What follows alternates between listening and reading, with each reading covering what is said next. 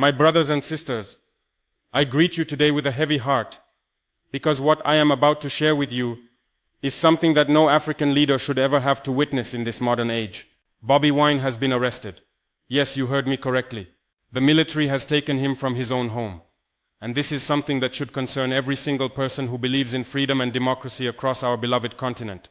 My brothers and sisters, when the news reached me about what happened to our brother Bobi Wine in Uganda, I could not believe it at first. But then the evidence started coming.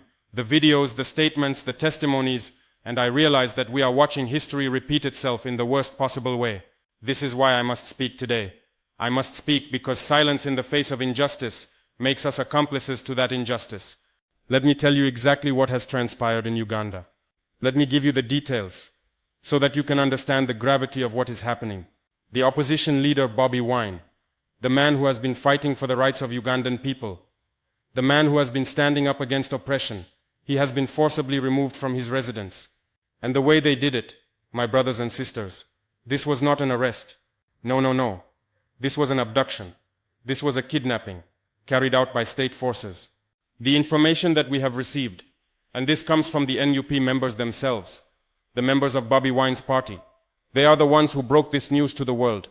According to the statement that has been shared widely on social media platforms, especially on X, the security operatives who were deployed at Bobi Wine's residence in Majer, they did something very shocking.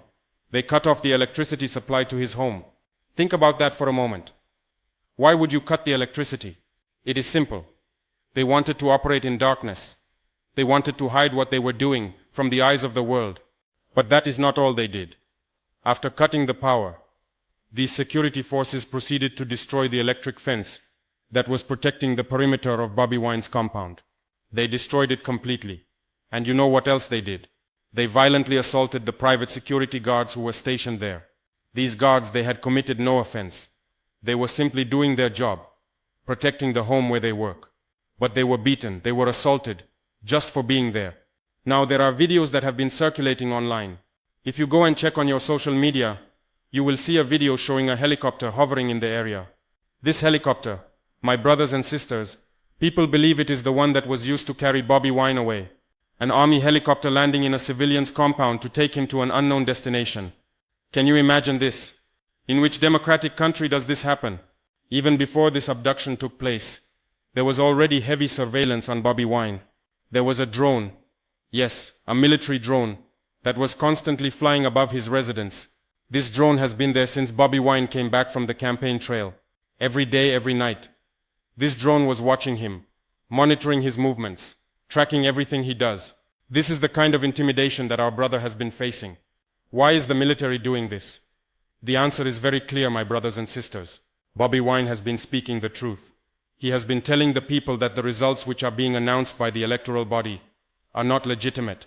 According to Bobi Wine, these results are not the correct results. He has been saying that the results are doctored, that they have been manipulated. And this message, this truth that he has been speaking, this is what has angered those in power. This is why the military decided to move in and remove him from his home. There is something else I must tell you. The reports are saying that 10 people have died. 10 lives have been lost during this post-election period. These developments are happening at the same time that the electoral body is still compiling results and sharing them bit by bit. The Electoral Commission had announced that on the 17th of January 2026 they would unveil the president based on the results that would have been tabulated. But now, with Bobi Wine in custody, what kind of announcement are we expecting? Let me read to you what the NUP statement says about this matter. They are calling this an abduction, and I agree with them completely. The manner in which Bobi Wine was taken from his home, this cannot be called an arrest. The statement says that an army helicopter landed in Bobi Wine's compound and forcibly took him away to an unknown destination. The regime's security operatives who were deployed at his residence deliberately cut off the electricity supply to the home and destroyed the electric fence along the perimeter. The private security guards were fatally assaulted despite having committed no offense. This development, my brothers and sisters, it comes amid a very tense post-election environment in Uganda. And you know what is interesting? President Museveni, he is playing it cool. He is playing his cards very well. He is acting like the Mr. Cool guy. You cannot even pin anything on him directly because he is clever. He is not responding to these issues himself. Why? Because the Chief of Defense Forces, the CDF, This is his son. His own son is the one calling the shots here. The command structure of the military, you understand. The CDF is the one who is heading it. And this is where the problem lies. There is no way that the CDF is going to allow Bobi Wine to win this election. Why? Because if Bobi Wine wins, it means that the CDF will not be able to succeed his father. Think about it. His father is currently the President of the Republic of Uganda, though technically he is now a presidential candidate because of the elections. Uganda in this transition period doesn't have an official president, but of course Museveni still holds the powers. He is the one who is supposed to hand over power to whoever wins. But if Bobi Wine wins, what happens to the plan for the son to take over? This is why the military has moved with such speed to arrest Bobi Wine. When I look at what is happening in Uganda, I see a pattern. I see a strategy. Museveni thinks he is being smart. Let me give you an example from our neighborhood. Look at what happened in Tanzania. In Tanzania, the main threat to Samia Suluhu was the opposition leader Tundu Lissu. So what did they do? They took Tundu Lissu and put some trumped-up charges on him. Now he is still in prison, battling with that case. But Museveni, he decided to do things differently. He allowed Bobi Wine to campaign. He let him move around, but he tried to curtail Bobi Wine's movements through military deployment. He surrounded him with security. He monitored him with drones. He intimidated him at every turn. And now, while the results are still trickling in, while they are still being tabulated, Bobi Wine has been abducted. Here is what concerns me the most. My brothers and sisters, the information we are receiving suggests that Bobi Wine will be kept in custody until the electoral chairman announces the winner. Now think about this very carefully. If the military is taking Bobi Wine into custody before the results are announced, and then let's say by some chance Bobi Wine wins, what is going to happen? They have already taken him. They have already put him in detention. Will they release him to become president? Do you think they will do that? This is a very, very concerning situation. It is as if the military knows very well that Bobi Wine is not going to be announced as the winner. They have already made sure of that.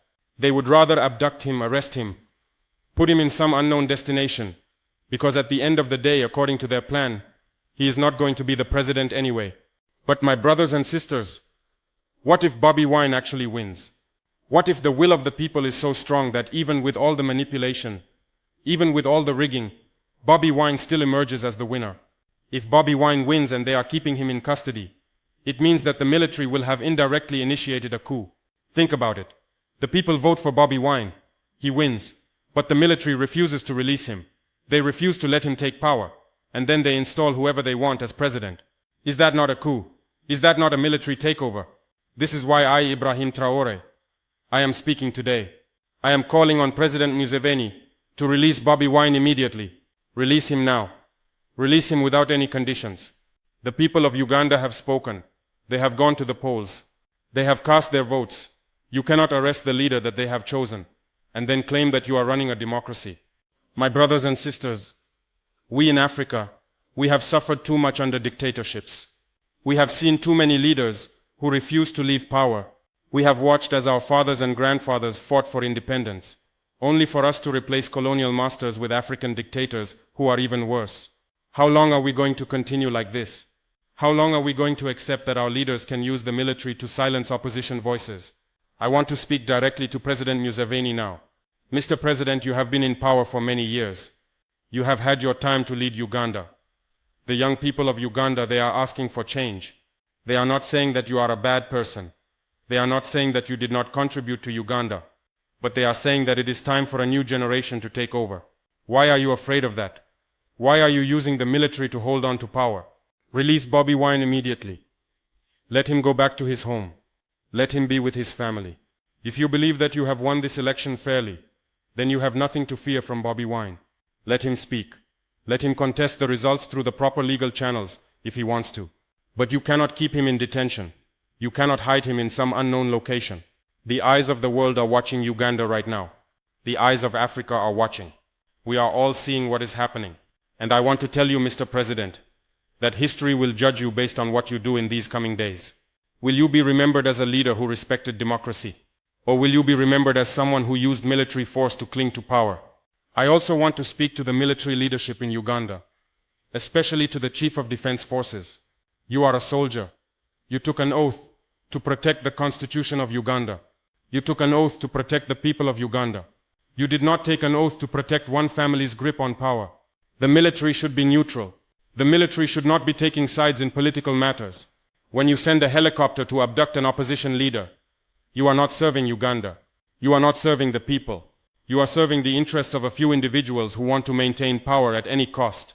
Is this what you want your legacy to be? Is this what you want history to say about you? My brothers and sisters, I know that some people will say that I should not be speaking about the internal affairs of another country. They will say that I am interfering. But I say to them, we are all Africans. What happens in Uganda affects all of us. When democracy is under attack in one African country, it threatens democracy everywhere on our continent. This is not about me wanting to interfere in Uganda's affairs. This is about me standing up for what is right. This is about me using my voice to speak for those who have been silenced. Bobi Wine cannot speak right now because he is in detention. His supporters are afraid to speak because they might be arrested too. So I will speak for them. The people of Uganda deserve better than this.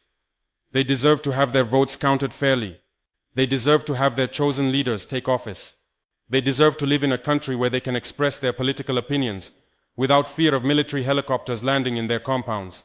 I have seen with my own eyes what happens when leaders refuse to listen to their people.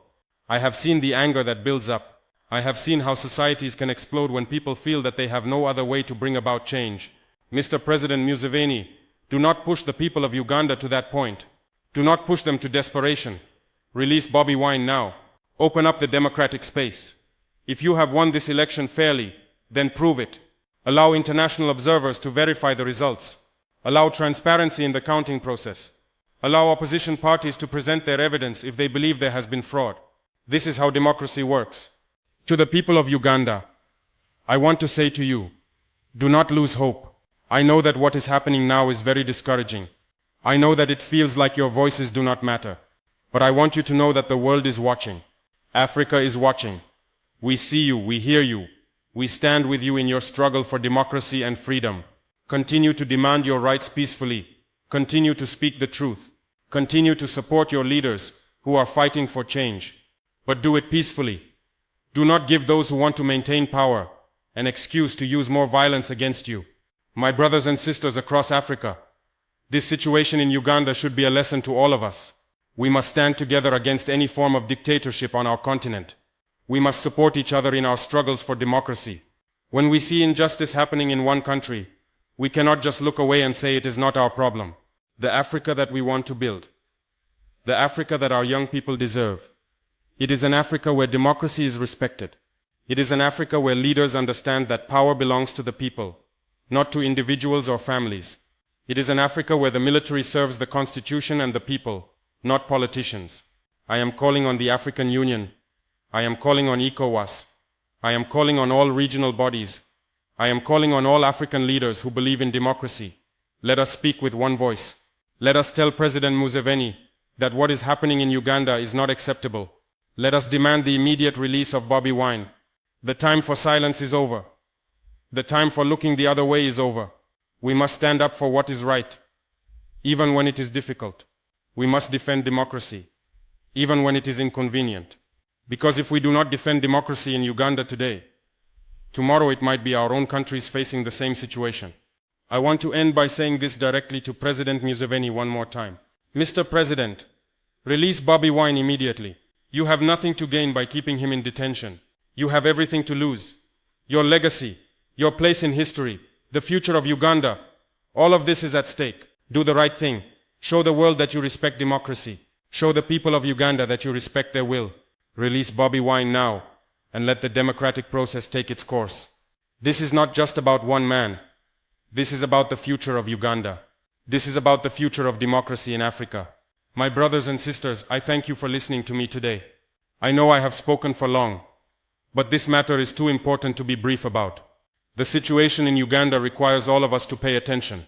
It requires all of us to speak up. It requires all of us to demand better for our African brothers and sisters. Let us continue to pray for Uganda. Let us continue to stand with the people of Uganda in their struggle for democracy. And let us continue to demand the immediate and unconditional release of Bobi Wine. Thank you, and may God bless Africa.